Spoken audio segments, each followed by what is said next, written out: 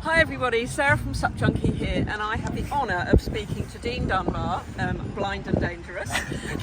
We're on the beach at Whitley Bay for the Big Dipper. You've just competed in the event here, haven't you? How did you get on? Great fun, totally loved it. The conditions were fantastic, nice and lumpy, which is the way I like it. Got a wee bit lost, but apart from that, all good. No problem. You're doing amazingly well. Did you have any assistance today, or how does it work?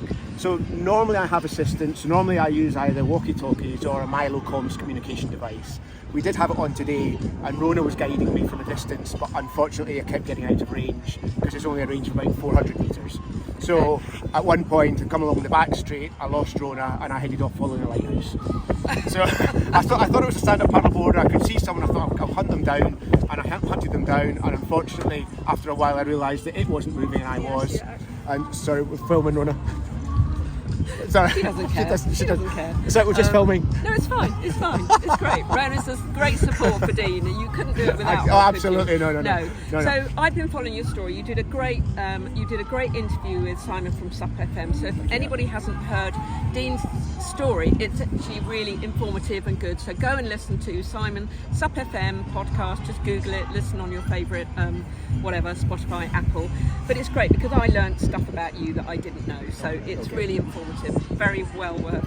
You're a bit of a adrenaline junkie, I think, aren't you? Yeah. For the last 25, 26 years I've been done some amazing things. So not just paddleboarding. Now, you qualified for Team Scotland. Can you remind me where that was? It was something that Ali had organised, hadn't he? That's First right. Paddleboarders, he'd organised for the team people to qualify for the team. Yeah, so there was a race put on, an event put on up at Portobello in Edinburgh, and that was the Scottish National Championships, and it was basically turn up and whoever wins their category has a chance of going through to qualify. And fortunately for me, I won the prone paddleboarding section. By rights, it should have been James, a very good paddler, he's an amazing paddler. He would have beaten me on any other day, but that day he was poorly, and unfortunately for me, unfortunately for him, I got it. So. Yeah, we know James, and he's actually competing in the Thames Ultra 200 kilometre over the weekend. Again, amazing. Go and watch that event. You can watch that live as well. Amazing guy. Now, because you are blind and you are registered blind, the ISA said you can't compete. Is that correct? Well, how did that process work for you? Basically what they've said, well, they haven't said very much at all because we've been trying to get in touch with them and they've been ignoring us. But what we do know is that the rules state there's no electronic, no mechanical devices allowed, no help in any way whatsoever. And basically when we've approached them and said, can I have a comms that I normally use my walkie-talkie? We've been told no because it's electronic. Can I have a guide paddler to come along? No, because that's assistance. Basically, they've said you can enter the event, but you must do it under the same rules as everyone else. And if you can't see where you're going, that's your fault. Okay, so part of me feels that in a way that is correct because does it open? I'm just being honest with you. Does it open the door for anybody else to come along as blind or whatever other issues that they might have? Equally, you have qualified, and would it really make any difference to any other paddler who is, would it give you an unfair advantage to any other paddler? Wouldn't it? Just gives you the advantage of being able to complete the course, surely? Yeah, I mean, having someone to guide me definitely helps, but what we discovered at Portobello was my wife Rona was guiding me from the shore with a pair of binoculars and a walkie-talkie, and you end up with some sort of visual sort of like impairment almost. My wife, she was watching me and she's guiding me, so she's shouting, go to 11 o'clock, go to 1 o'clock, try and keep me on course. And then at one point she shouts, go to 3 o'clock, which tells me I'm at the buoy and have to turn sharp right. But I knew, I could see there was someone in front of me still going forward, and I thought, well, they're not turning. So Rona's shouting, go to 3 o'clock, and I'm having to stop and shout back to her, no, I don't have to. She's going, yes. So literally, I was slowed down to have this conversation with my device on my shoulder. She's talking to her, no, I'm going straight ahead. And she's going, no, 3 o'clock. So I actually lost time. So anyone who watched that would say, actually, yes, she definitely helped me. Much more than I would have done without there, but I certainly wasn't getting any advantage over anyone else. No, and she's helping you, not anyone else. She's helping you particularly, isn't she? She's only helping me.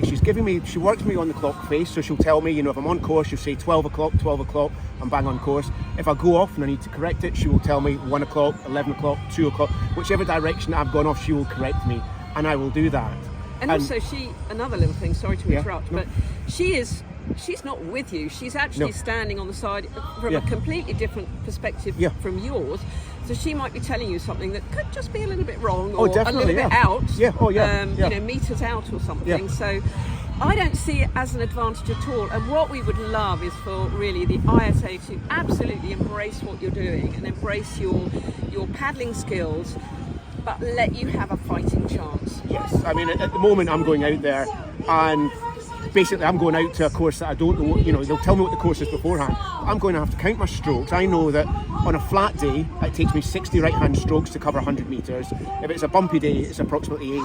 When I'm paddling in Copenhagen, depending on what the weather is, I'm going to have to try and work out what the weather's doing as I'm paddling, then think, right, it's rough, it's 80 strokes. I'm going to have to keep counting 80 strokes, hoping I'm going in the right direction, as well as counting down the numbers in my head. If someone tells me it's a 200-metre course, it's 160 strokes. If someone tells me it's a 320 metres, I've got to go 320. You know, I've got to do all this mathematics whilst paddling. I'm also trying to look out for any clues. If there's anyone else in the water, if I happen to see them, are they coming towards me or are they going away? If they're going away from me, are they slowing down, which means we're coming to a marker buoy, or are they maintaining a speed, which means we're miles from a marker buoy? If they're coming towards me, are they picking up speed because they have just turned, or are they in full speed that they've been going for 100 metres? I've got 101 things in my head to try and work out, as well as trying to paddle. Yep. So it's going to be tough. It is going to be tough. And now, please explain to everybody who doesn't know, and this includes me, you are registered blind. You talk about being able to see. What can you see?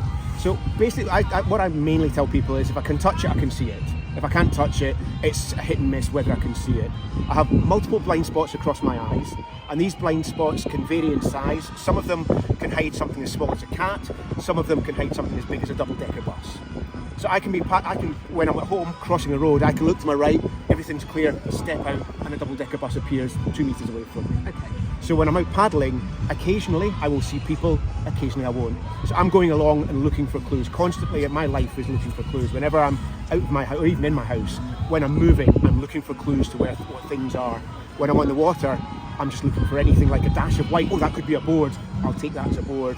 There's a dash of yellow. Could that be a boy or is that someone's t-shirt? I don't know. Keep an eye on it, see what you can find out from it. Wow. Retrieving information the whole way. Yep. With most of my adventures, my head goes before my body does. Okay. Because it just, you know, the amount of And that information. must be, we know, if you've got something going in your mind, it can be utterly exhausting. Yeah. So that for you is, your body's it's not going to draining, fail, it's yeah. your mind, isn't Yeah, it? That's going to fail absolutely. because you're having to think about these things all the time. Yeah. So, how incredible is that Dean does all these amazing things and paddleboards, sometimes very alone, or with Rona on the back shouting directions, be they wrong or right.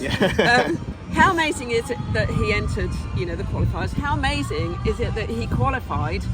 And how utterly amazing would it be for the ISA, anybody listening out there, maybe Casper Steinfath, I know you're not organised, you know, he's a great help, Casper. Simon from Sup FM has helped.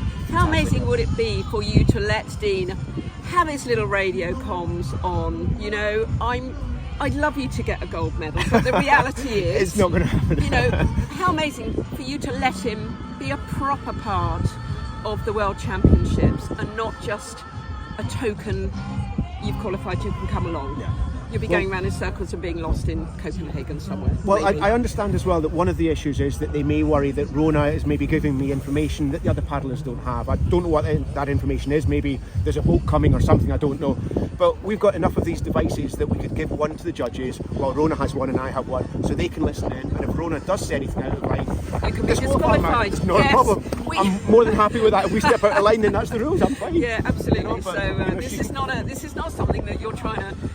I'm not getting an upper hand on anyone else. No, exactly. There's no cheating. There's no upper hand. But we would it's still love going to to be hard see work. that for Team Scotland. We really congratulate you on Thank qualifying, and we will be following your story definitely. And we really want the ISA to pick up on this. And Please. come on, guys, give this guy a fighting chance to just experience it in the way that all the other paddlers are. That would be great. You know, that'd be wonderful if they do. We'll just have to wait and see, I guess. Yeah. Okay. Well, lovely to talk to you. I've Thank you literally very grabbed much. this man on the wrist. So we're doing an interview. So thank you, Dean. Good luck and enjoy your paddling. Thank you very much. Cheers. Thank you very much.